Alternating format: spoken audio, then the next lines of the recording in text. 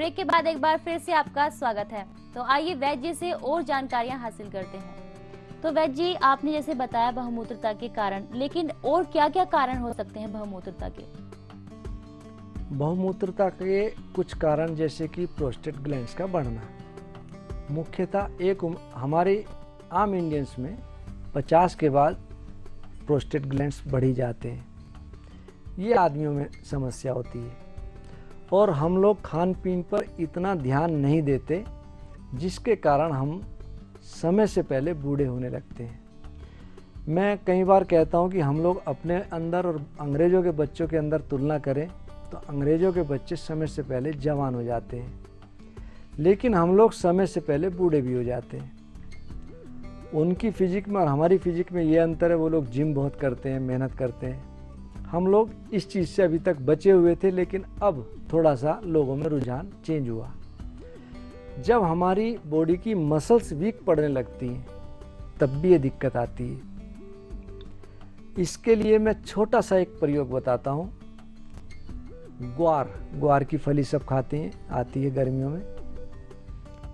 ग्वार का बीज, इसको अच्छी तरह धो लो, देसी ग्वार हो, कंपनी का ना हो, देसी ग्वार हो, और अच्छी तरह से धो लो जिससे उसकी दवाई का या यूरिया का अंश है वो दूर हो जाए। उसको सुखाकर कूटकर एक एक चम्मच हम सेवन करें। किसी भी प्रकार का बहुमूत्र हो, ऐसा हो नहीं सकता कि इस प्रयोग से ठीक ना हो। दूसरा, हम ये देखते हैं कि आज की डेट में प्रोस्टेट की समस्या लगभग आम हो गई और लोग इसका ऑपरेशन करवा लेते हैं। ऑपरेशन करवा के उस समय तो समस्या दूर हो गई, लेकिन उसकी जो बढ़ने की प्रक्रिया है वो दूर नहीं होती। इसके लिए मैं एक छोटा सा प्रयोग सिर्फ 2 दिन का बताता हूँ। दूधी घास होती है, जहाँ नमी होती है वहाँ काफ़ी उग जाती है। उसकी पहचान ये होती है, जहाँ से भी उसको तोड़ोगे उसके अंदर से दूध निकलेगा। बहुत पौष्टिक होती है। 25 ग्राम दूधी ले लो और 25 पत्ते हल्दी के ले लो। दोनों को अच्छी तरह कूट लो। एक रत्ती उसमें जवाखार मिला लो, जौ का छार। उसको अच्छी तरह घोट करके चने के बराबर गोली बना लें और 2 गोली 2 बार सिर्फ 2 दिन इसको सेवन करें। तीसरे दिन ना करें, सिर्फ 2 ही दिन करें। आपके प्रोस्टेट में अताशीत लाभ मिलेगा, पेशाब खुल के आएगा और दिक्कत नहीं होगी। यदि किसी को पूर्ण रूपेण आराम ना मिले तो 20 दिन बाद हम इस प्रयोग को दोबारा कर सकते हैं, लेकिन हमने ये देखा कि एक बार के प्रयोग में ही काफ़ी लोगों को इससे आराम मिल जाता है। तो वैद्य जी, जैसा कि हमने देखा कि बच्चों में तो ये आम समस्या है और उनकी उम्र भी होती है इस समस्या के लिए, लेकिन बड़े बूढ़ों में भी आजकल ये समस्या देखने को मिल रही है। तो उसके क्या कारण है और उसके उपचार क्या क्या है? कारण तो मैंने बताया कि एक उम्र के बाद जैसे प्रोस्टेट बढ़ गए, या हमारी बॉडी की मसल्स वीक पड़ने लगी, या हमारी शुगर की मात्रा बढ़ गई। और यदि शुगर नहीं है तो एक छोटा सा प्रयोग और बताता हूँ, जो कि हम आम लोग खाना खाने के बाद, भोजन के बाद मीठा ज़रूर लेते हैं। यदि कोई नॉन डायबिटिक आदमी है और उसको पेशाब ज़्यादा की शिकायत है तो घर में ही गोंद की मिठाई बना लें। गोंद इस बीमारी के लिए बहुत अचूक दवा है। गोंद की मिठाई हम नित्य प्रति भोजन के बाद लेते रहें तो बहुमूत्रता से काफ़ी हद तक हम बच सकते हैं। और मुख्यतः तो यही कारण है, लेकिन कभी कभी किसी दवाई के कारण या कुछ चीज़ें ऐसी हैं जो हम खाने में ज़्यादा प्रयोग करें, खट्टा यदि ज़्यादा लेंगे तो पेशाब की अधिकता होने लगती है। किसी को सर्दियों में ये शिकायत बढ़ती है, तो सर्दियों में अगर शिकायत उसको बढ़ती है तो इसके लिए शिलाजीत, आयुर्वेद का निचोड़,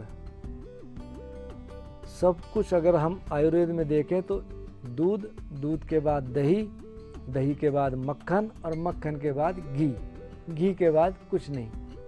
ऐसे ही आयुर्वेद का निचोड़ मेरे हिसाब से, मेरे अपने अनुभव के हिसाब से शिलाजीत है।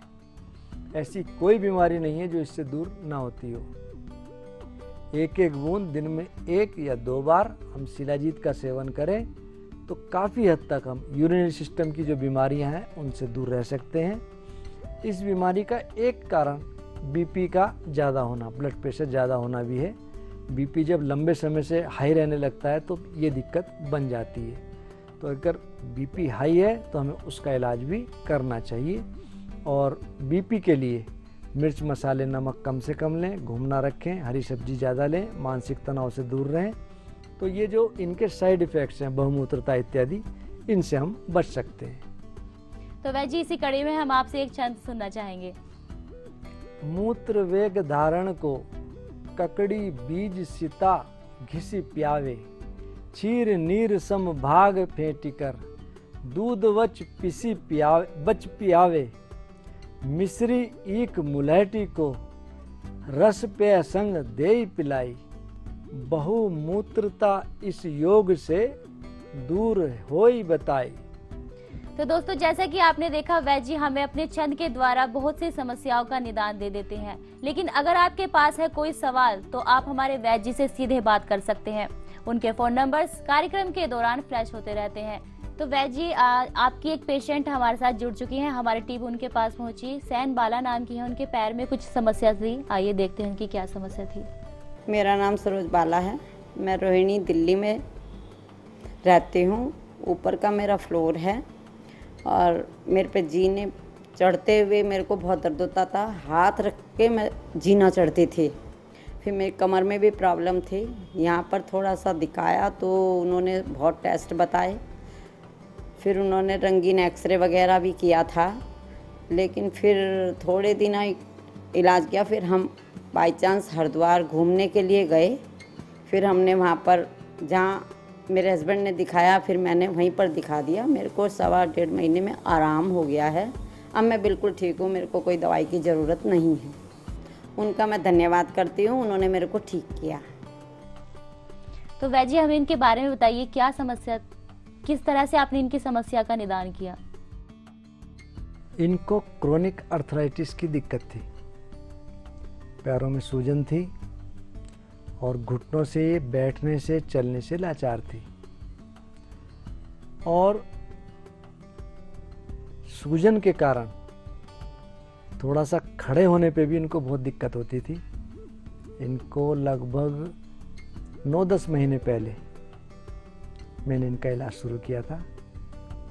लगभग इनका इलाज 5-6 महीने चला। इनको मैंने मकरध्वज, हमारी बॉडी के टॉक्सिन्स दूर करने के लिए और हमारी शरीर के अंदर शक्ति संचार करने के लिए मकरध्वज, वाकई में मकरध्वज है, गंधक, पारा और सोना, 3 चीज़ों से मिलकर बनता है। दूसरा मैंने इनको दी थी मनोहर बूंद रामफल, साथ में 10 मूल घन।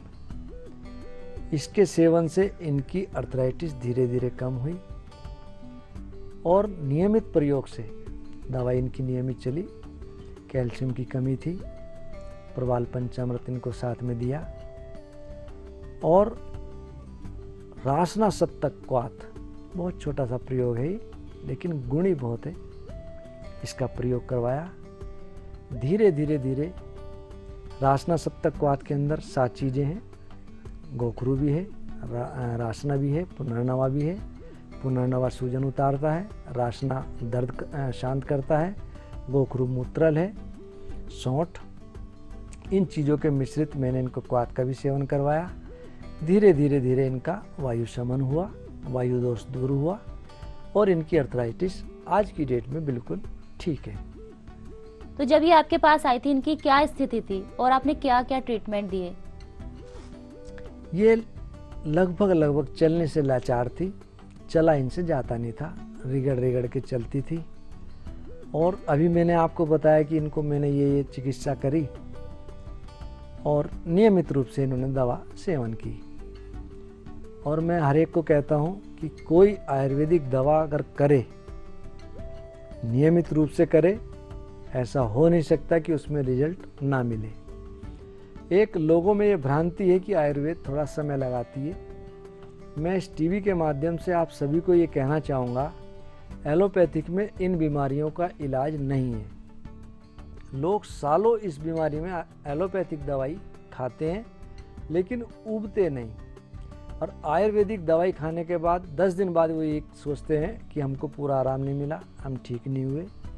एलोपैथिक में इसकी अधिकतर 3 ही दवाई, जिस डॉक्टर के पास जाएंगे वो 3 ही दवाई लिखेगा। उनके नाम अलग अलग हो सकते हैं लेकिन साल्ट सेम होंगे। एक मल्टीविटामिन होगी, दूसरी कैल्शियम होगी और तीसरी पेन किलर होगी। पेन किलर इस समस्या का समाधान नहीं है। इसको खाने से हमारा थोड़े समय बाद लिवर भी इफेक्टेड होता है और किडनी भी इफेक्टेड होती है। और ये मैं किसी के लिए नहीं कहता हूँ, हमारे पास जो भी मरीज आते हैं उनके साथ ये समस्या होती ही है। कारण वो पेन किलर इतनी खा चुके होते हैं कि उनके साइड इफ़ेक्ट जब उभरने लगते हैं, डॉक्टर कहते हैं कि अब तो साहब आपका नी ट्रांसप्लांट करवाना पड़ेगा, अब दवाइयाँ इसमें काम नहीं करेंगी। तब हमारे पास वो लोग आते हैं। तो मैं आप सभी को ये कहना चाहूँगा कि जितना अच्छा इलाज इस बीमारी का आयुर्वेद में है, एलोपैथिक में नहीं है। और आयुर्वेदिक दवाई से कोई साइड इफ़ेक्ट भी नहीं है। चलिए, तो वैद्य सैन बालाजी को तो उनका इलाज मिल गया, लेकिन बहुमूत्रता के कारण आजकल बहुत परेशान है। और आपने अब घरेलू नुस्खे भी बताए, लेकिन छोटे छोटे उपाय क्या हैं जिन्हें हम अपना सकते हैं? एक, खान पीन का हमको थोड़ा ध्यान रखना चाहिए और थोड़ा व्यायाम, चाहे वो प्रातःकालीन घूमना हो या थोड़ा एक्सरसाइज हो, जरूर करना चाहिए, जिससे हमारी मसल्स स्ट्रांग बनी रहें। दूसरा, मैंने अभी शिलाजीत के बारे में बताया। तीसरा, अश्वगंधा, छोटा सा एक प्रयोग है। अश्वगंधा चूर्ण और शिलाजीत, 100 ग्राम अश्वगंधा चूर्ण और 10 ग्राम शिलाजीत मिला करके हम नियमित रूप से 1 चम्मच रात को दूध के साथ लें तो हमारी मसल्स स्ट्रांग होंगी, वीक नहीं होंगी। प्रोस्टेट जो बढ़ रहा होगा वो रुक जाएगा। और तीसरा, हमारे शरीर में ताकत आएगी। और यदि इस प्रयोग को करने में किसी को दिक्कत हो, खाने में दिक्कत हो, तो आप चंद्र प्रभावटी, बहुत छोटी सी दवाई है लेकिन इसके गुण बहुत ज़्यादा हैं, आप चंद्र प्रभावटी सेवन कर सकते हैं। और साथ में पौष्टिक आहार जरूर लें। दूध इनमें सबसे अच्छा है। दूध एक अपने आप में पूर्ण आहार भी है, दूध लें।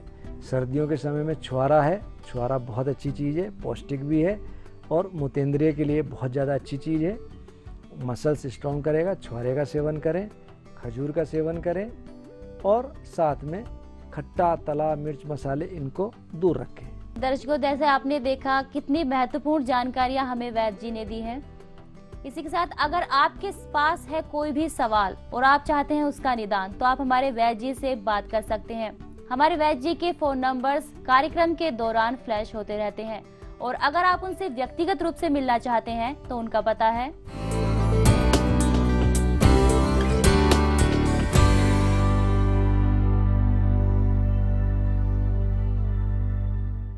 तो दोस्तों, अब समय हो चला है आपसे विदा लेने का, लेकिन इस वादे के साथ कि हम कल फिर हाजिर होंगे कुछ और समस्याओं और उनके निदान के साथ।